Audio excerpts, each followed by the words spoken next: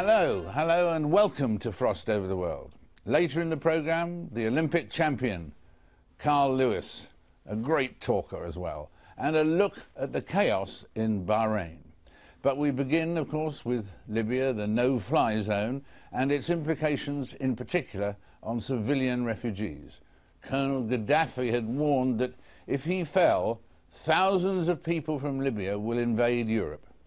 A taster of the crisis to come came this week as a boat with Tunisian migrants sank in rough seas, killing 35 people on board. With Western military action imminent, it's bound to get worse. So, how should Europe respond to this crisis? Joining me now from Valletta is the Maltese Prime Minister, Laurence Gonzi. And here in the studio is the Director of Policy at the Refugee Council of Britain, Jonathan Ellis. Welcome to you both. Turning first of all today to you, Prime Minister, one overnight question, as it were. Were you pleased about the UN decision about the no-fly zones being legal and allowed?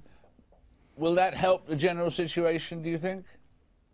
Yes, I hope it will. I mean, we are right next to a country which has been going through a difficult time. We're close to the people that are going through difficult circumstances. We've been insisting with everybody concerned, with the Libyan authorities in particular, that the violence needs to stop. And I'm hoping that the decision taken by the Security Council yesterday night will help for the situation to be resolved once and for all in the best interest of everyone concerned in the region. And do you think that could happen quite quickly? Well, that's very difficult to assess at this point in time. The situation keeps changing from moment to moment.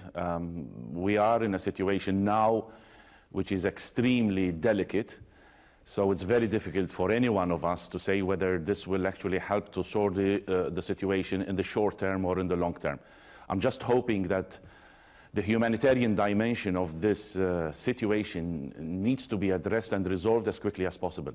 There are lives that are being lost there. There is a humanitarian crisis which we have been witnessing in these past weeks, and it needs to be resolved in the best interest of everybody. This is not getting anywhere. It is not benefiting anyone at all. And Malta appeals to Gaddafi and to the regime to stop this immediately and to stop the loss of life. We need to get the region settled, and we need to give the people on the ground what they deserve. They are fighting for their rights, they want a change, and we need to help the Libyan people to achieve their ambitions and their aspirations, like anyone else who lives in a free world. And let's turn to Jonathan here, who we introduced earlier.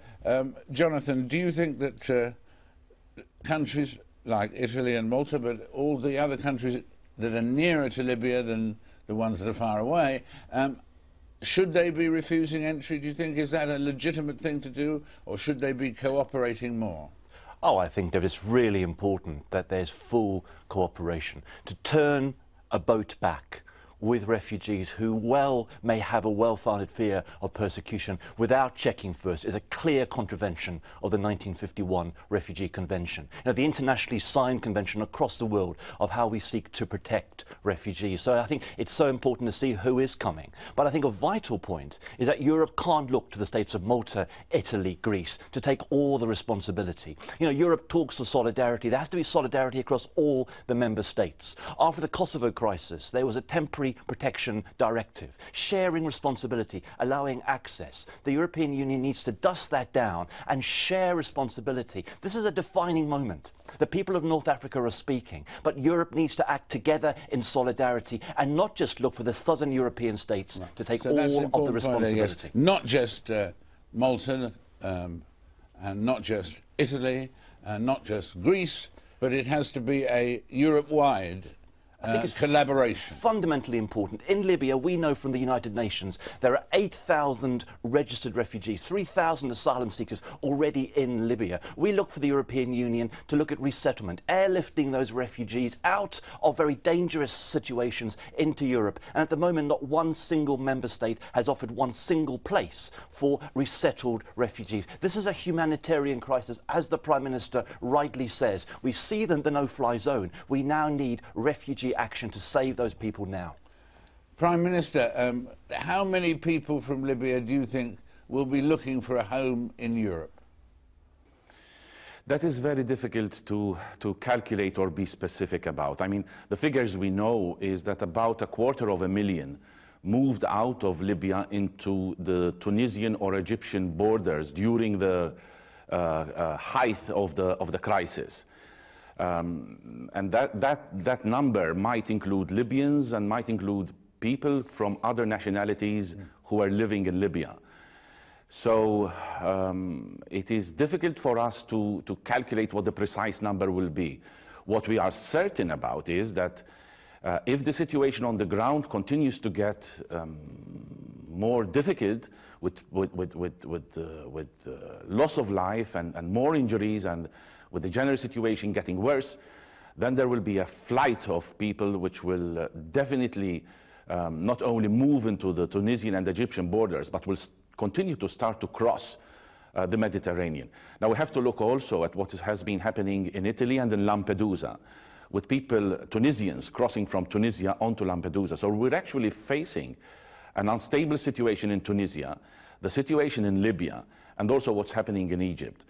This, if you add all this to what we've been living through in the past years now, Malta has been facing the flow of immigration coming from the Horn of Africa mainly, Somalia, Eritreans, people who never really wanted to come to Malta, but who ended up on our island by chance, because we saved their lives, because they were in a boat that was about to drown, because they asked for our help, and we went out to help them. And all through these years, we've been asking for support from the European Union and from the international community. What would you say, looking at the situation, you would like them to do practically to help? What can these other countries, they see the problems that face Malta and Italy, Sure. What can they actually, apart from saying we'd like to help, how would they help? We need to share responsibility. I made reference to the Temporary Protection Directive. That needs to be reenacted, sharing responsibility. And Europe needs to find a way that it's safe for refugees to come to Europe. And I have to say, things like the Italian government pushing refugees back to Libya before this crisis erupted. Libya had never signed the 51 Refugee Convention. You know, transferring the problem, the challenge, back to North Africa is not the problem. Europe needs to have a strategic, coordinated approach. The European Union needs to act in solidarity, doing it together. Doing it together. Prime Minister, that's very much what you were saying, in slightly different words, but saying the same thing as Jonathan there.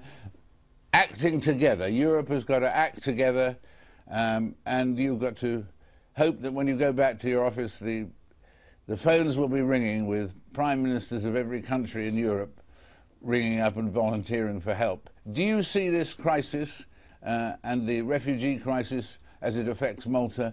Do you see this situation going on, Prime Minister, for some time, or can there be a solution more quickly? No, unfortunately, I'm not that optimistic, although I would love to be. What I can say is I think there is heightened awareness. I think the European Union realizes that there is a human tragedy which continues to grow, and the danger that it will really grow to enormous proportions.